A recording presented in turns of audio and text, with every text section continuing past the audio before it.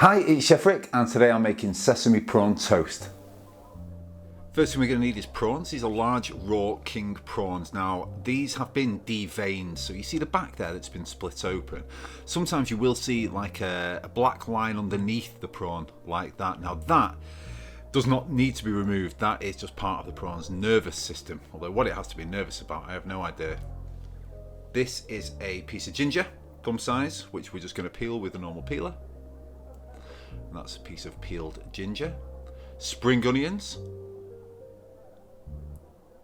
So we've top and tailed them, and we're now just going to roughly chop them.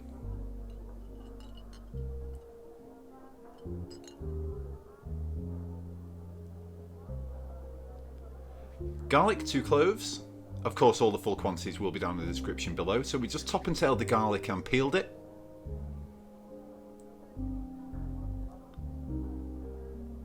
A whole red chilli with seeds, and we're literally just going to take off the top because all of this is going to be blended together. So yes, you can use a blender this time or a food processor, whichever works best for you. So in go the raw king prawns, the cloves of garlic, the red chilli with seeds, spring onion, ginger,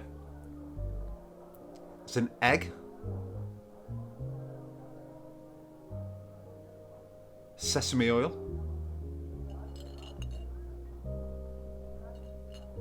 soy sauce, and now we're going to just blitz that all together.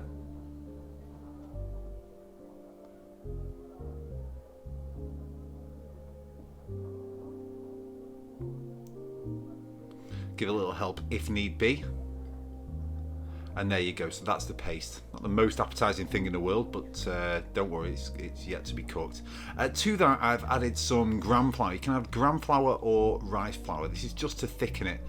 And you don't need to sieve that or anything first because it breaks down super easily as you mix it in, but that just gives it a little thicken.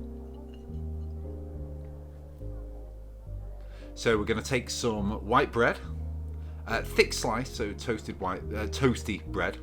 And we're going to take the mixture and spread it all over the bread, slightly thicker in the middle, but you want it to go right to the edges, but slightly heavier in the middle, just for when you're just so it's neater when you cut it, just like that.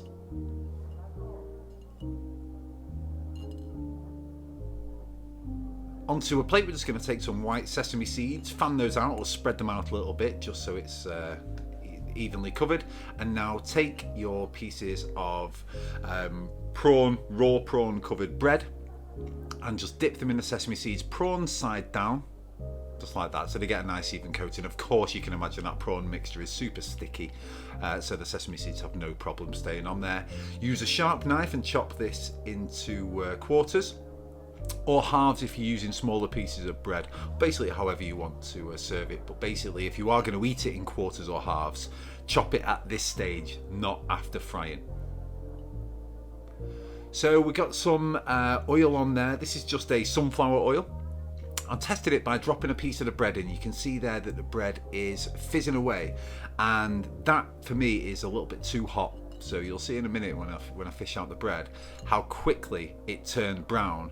You don't want that. So if it's like that, turn the heat down slightly, because you want to cook these and you don't want them to brown instantly. You need that prawn mixture to cook. So the first thing we're going to do is put them down into the oil, prawn side down or sesame seed side down, and they're going to cook for 3 or 4 minutes. Give them a little move from time to time. If your pan's going to have certain hot spots, you want them moved into different areas just so one doesn't go darker than the other. And then carefully, when you're ready, just turn those over. And they'll need probably around about a minute on this side. This is just the bread side to make it nice and crunchy and crispy. The prawn side needed a little bit longer, of course, because you're cooking raw prawns there. So the bread side just needs around about a minute. Once you're done and you've got the most beautiful colour to the back of them like that, as I say with everything, you can imagine the smell is absolutely amazing at this point. Put them on some kitchen paper, or waste another tea towel like I do, just letting those drain. Serve them with a sweet chili dipping sauce. I'll link the recipe for the sweet chili dipping sauce above. And that is sesame prawn toast.